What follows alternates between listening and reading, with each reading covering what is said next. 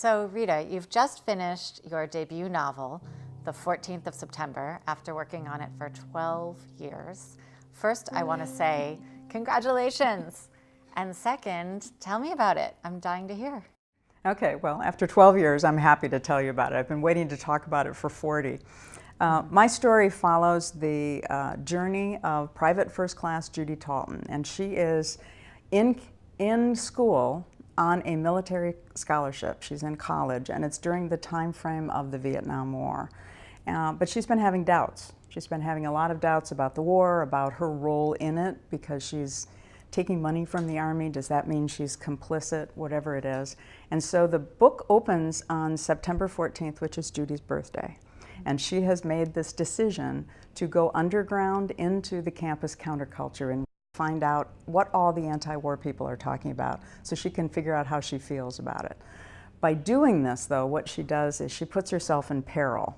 If the Army finds out, she'll lose her scholarship, which is her ticket to the future. If that happens, her family finds out they're military, she'll be estranged. And it's also possible that she could even be prosecuted by the Army. If the counterculture finds out that she's in the Army, they'll think she's a spy. So all these forces are going on. And the book moves very quickly towards December 1st, which was the date of the first draft lottery. And she finds out that the first, if you remember in those days, they pulled the birth dates to find out who was going to be the order of the people that were going to Vietnam. First one they pull is the 14th of September. And that's her birthday, and she immediately sees that with a flip of the chromosome coin, this could be her, and the whole context of how she's thinking about what she's doing with her life changes. The story of a woman's point of view during this time, a woman's experiences, hasn't really been told. I'm wondering, why do you think that's so? Well, I think that we often are used to hearing the story of war from the actual soldiers that were fighting it. That's usually the voice that we end up hearing. And I am sure that there are many books out there about mothers and wives and girlfriends and on the home front. And I know there's at least one memoir of a nurse in Vietnam. But the story that I wanted to tell was about a different front. And the front really was the campus. Because again, the people that were being affected by the lottery were all about 19. And it seemed like at that time, everyone in the world was 19. But if you picture a campus, there are no parental influences at all. The only adults around are teachers, and they usually have their own kind of agendas, and it's very laissez-faire. And so what you do is you get your information from each other. Even though they used to always say that Vietnam was the first war that people brought into their living rooms because it was the first one on television. In those days, you didn't have TVs in your dorm rooms. No internet. No, you didn't have the internet, you had nothing.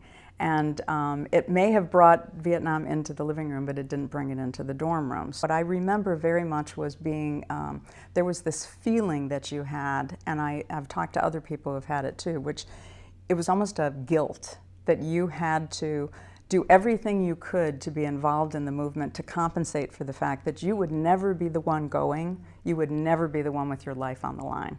So there were many women that were leading the anti-war marches, and they were helping boyfriends and friends get out of the draft. Sometimes that meant that they would help them not eat for a couple of months. It was dangerous behavior. More often, the things that I saw, it was the effects of the fear that everyone felt. So you were helping them as they were bad tripping, or they were overdosing, and they would say things like, what difference does it make? I can choose to die in a jungle or die here, and you had to come up with an argument for them not to do it.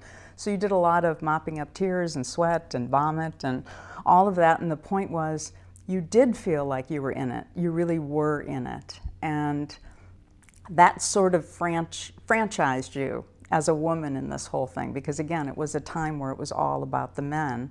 And then Judy's dilemma is particularly poignant because she is female and she's military. So she feels double guilt and feels that she needs to be able to go even farther than anyone else in being able to figure out what's the right thing to do. It sounds like you're really writing about a different kind of front. Yes, I think one of the reasons that I call the tagline for the 14th of September is not all battlefields are on the front. I think we're all familiar with the term coming of age, and that really has to do with a character that is maturing into adulthood. And you really could make a case for that because Judy is 19, and she does, particularly when she goes into the counterculture, she is naive as the day is long, and she ends up accepting everything that they're saying and everything that they're doing. She drinks the Kool-Aid. But as the events of the novel unfold, she starts to question what's going on, and she starts to analyze it until she actually turns into what we would call today probably a critical thinker with a mind of her own. If I left it at that, I would say, sure, coming of age. But the issues that Judy deals with are ones of character. She is, because again, she feels like the fact that September 14th was pulled as the #1 is destiny of a sort, that she is in a unique position and needs this decision she has to make has so much significance to it. She feels she has a role, and she grapples all the way through the book. It's, you know, she thinks about her, not just herself, but her future. What does she give up seriously if she ends up doing that, and what are the ramifications of that on her family and everyone else? She thinks about the country. She thinks about, you know, if I stay in the Army, I'll be going to Vietnam and I'll be helping soldiers. That's a good and viable thing to do.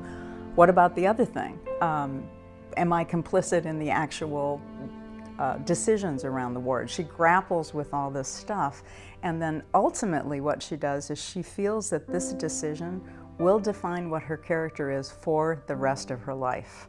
Now, that sounds astronomical, but that's what 19-year-olds do. You know, and that's a big point of this book, is that these are teenagers being forced to deal with issues way beyond their maturity. And so if I look at what she has to do, those issues are really weighty for a teenager. And given that, I think coming of conscience is a much more specific definition than coming of age.